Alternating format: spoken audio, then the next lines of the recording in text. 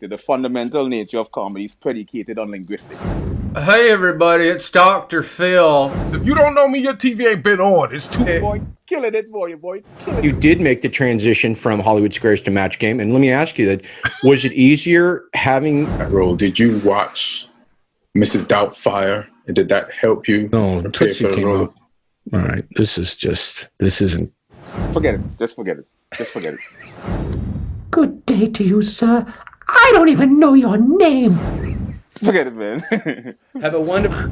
Yeah, and you spit up all over the place. Boy, killing it, boy. Killing it. coolest thing in the world, you know what I mean? So cool. You have any... I want to blow this up on Instagram. I want to... And not be angry after a while. Doing 2 tapings of fun. Yo, I'm on the freaking Jimmy Fallon show. Yo, I'm gonna... What's so funny? Tell me about that. Was it easier having humor or comedy is really predicated. The fundamental nature of comedy is predicated on linguistics, language. There are a lot of ambiguity, a lot of play on words, a lot of surrealism, a lot of absurdity. So humor is predicated on linguistics. So linguistics is one of my primary infatuations.